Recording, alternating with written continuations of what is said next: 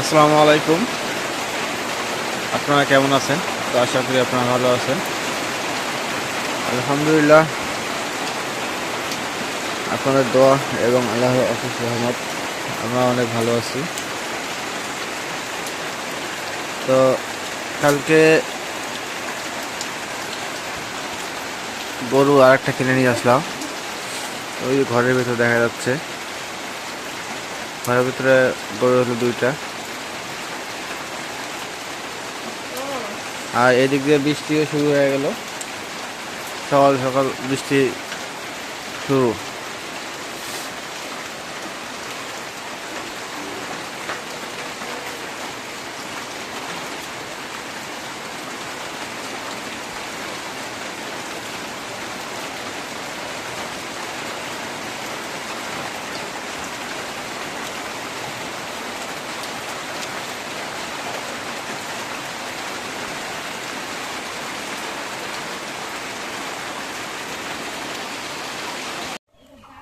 তো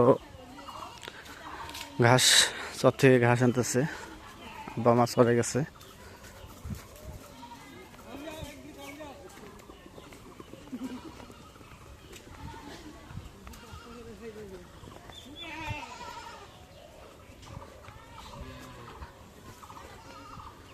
অভিষেক ঘাসের বস্তা ধরা লাগবে নাকি?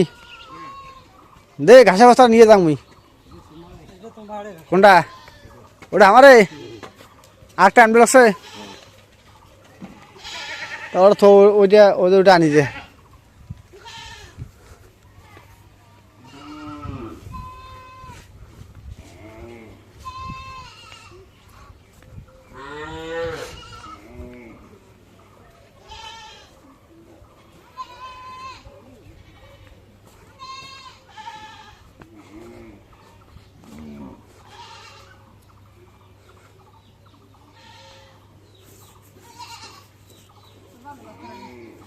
আবার বস্তাটা আমি নেই।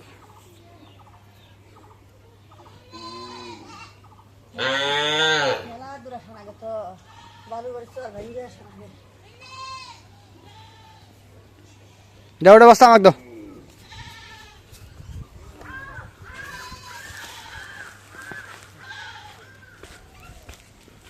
অভিনেষ্কার বস্তা আঙুর পাইয়ে না আজ তো ভাঙিয়ে নিয়ে আসলাম। আসলে শুনতে লাগিয়ে এসে বালুতে গরম। বালু গরম না, মেলা দূর না, শুনতে লাগিয়ে এসে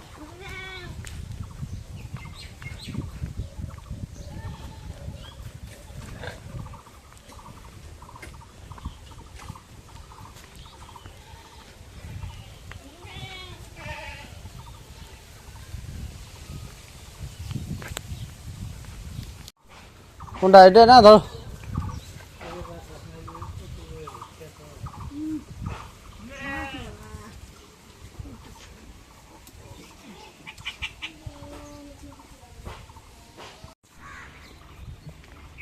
তো পরন্ত বিকেলবেলা চলে আসলাম বাড়ির পাশে। তো প্রথমে একটা কথা বলে নিই, আগামীকাল এসএসসি পরীক্ষা। তো যারা যারা এসএসসি পরীক্ষা দিবে, তো তাদেরকে সাধুবাদ জানাই বা ধন্যবাদ জানাই। তারা অক্লান্ত পরিশ্রম করে তারা আগামীকাল, মাত্র আর কয়েক ঘন্টা বাকি আছে,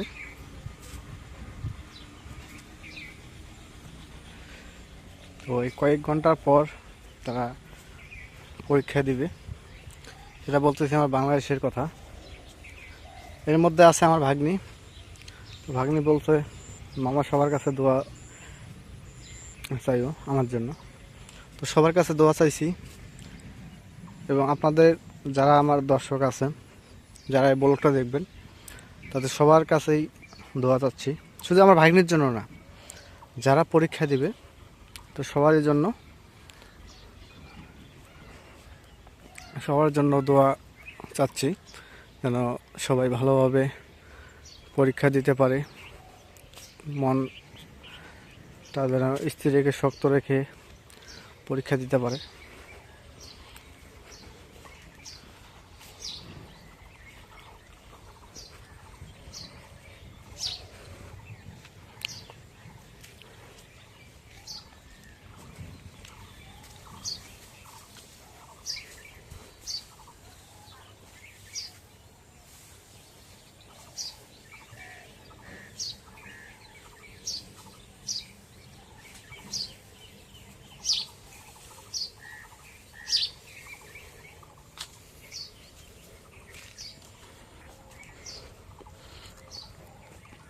কারণ 10 বছর পর একদম প্রাইমারি থেকে আপনার হাই স্কুল পর্যন্ত, হাই স্কুল শেষ পর্যায়ে এসে একটা পরীক্ষা, 10 বছর একটা সাধনা।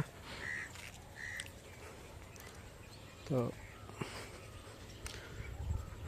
দোয়া করি সবার জন্য, সবাই যেন ভালোভাবে পরীক্ষা দিতে পারে।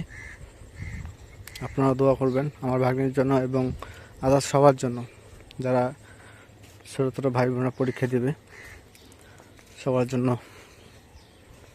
দোয়া চাই। কারণ আমার মতো আপনাদেরও অনেকে আছে যে কারো ছেলে, কারো মেয়ে, কারো ভাগ্নি, কারো ভাই যে পরীক্ষা দিবে। তো তাদের জন্য আমি দোয়া, মন খুলে দোয়া চাচ্ছি।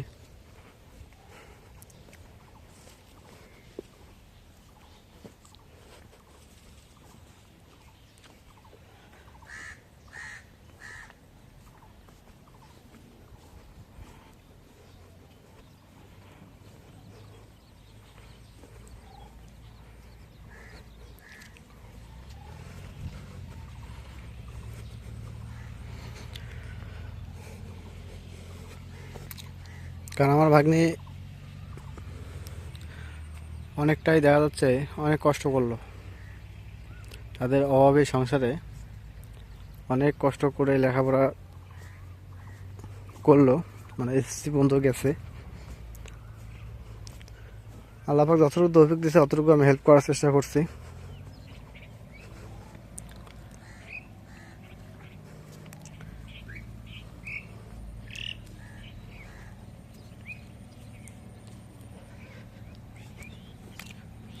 এই কারণে আমি হেল্প করছি যে লেখাপড়ার ঊর্ধ্বে কিছু না। যদি ভাগ্নিটা লেখাপড়া করে একটা মানুষের মতো মানুষ হতে পারে, তো এটা তার নিজের ব্যক্তিগতর জন্য ভালো। যদি চাকরি বাকরি হবে না, চাকরি বাকরি করার ইচ্ছা নাই, কারণ বর্তমান যে অবস্থা টাকা পয়সা অত দিতে হবে না, চাকরি বাকরি হবেও না।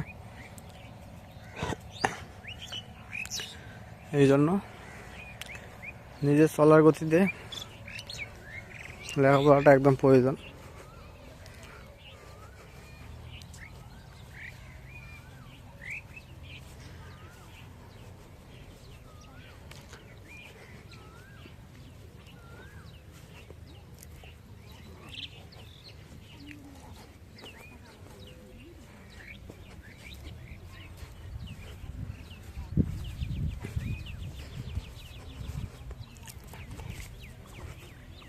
তো কয়েকদিন থেকে আবহাওয়াটা একদম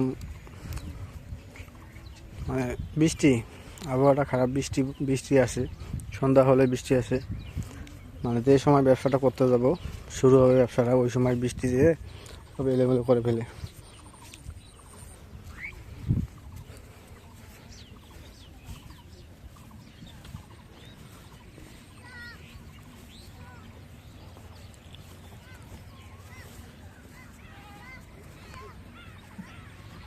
তো দেখতে দেখতে একদম নদীর ধারে চলে আসলাম।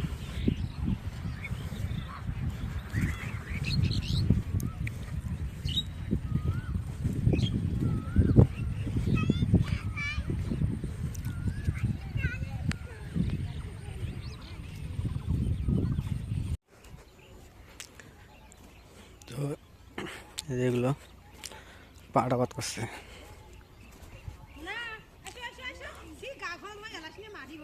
ওদের ভুট্টা দিয়ে শিয়াল আসবে রে। তো এই যে ভুট্টাগুলা পাকছে, কয়েকদিনের মধ্যে এগুলো ছিঁড়বে, ছিঁড়ে নিয়ে মারাই করবে।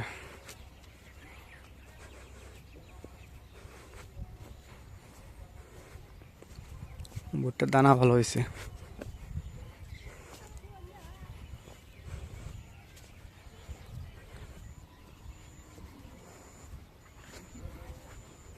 কৃষি সবই আবাদ করে, কিন্তু কৃষির মানে কৃষকের মূল্য অতটা কৃষক পায় না।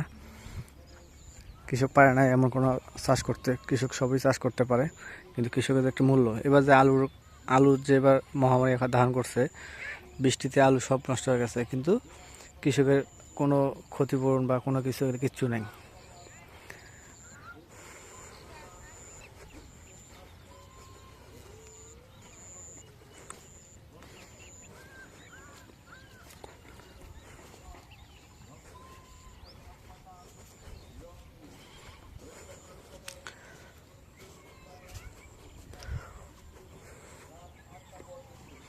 তো আগামীকাল আমাকে সকালবেলা যাইতে হবে। ভাগ্নি আমাকে ছাড়া পরীক্ষা দিতে যাবে না, বলতেছে মামা আসা লাগবে। ওর মা যাবে, ওর বড় আম্মু আছে, বড় আম্মু যাবে। আমার ছাড়া ভাগ্নি যাবে না। ভাগ্নি বারবার বলতেছে, বোনও বলতেছে যে না তোরা আশায় লাগবে।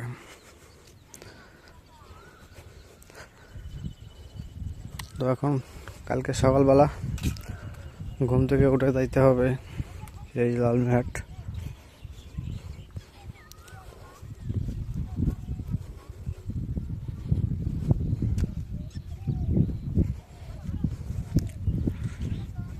ডাকতে যেহেতু যাবো, যায় সিট খুঁজে পরীক্ষা মানে শুরু আগে হল থেকে বাইরে হতে হবে।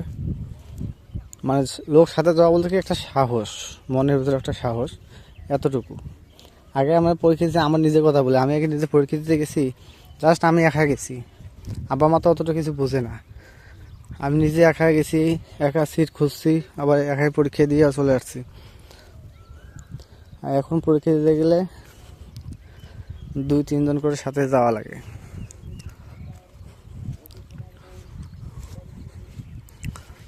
তো ঠিক আছে, তো পরিশেষে সবার কাছে আবার দোয়া চেয়ে নিচ্ছি সবার জন্য। তো এই বলে সবাই সুস্বাস্থ্যতা কামনা করে আজকের মতো এই জায়গায় বিদায় নিচ্ছি। আল্লাহ হাফেজ।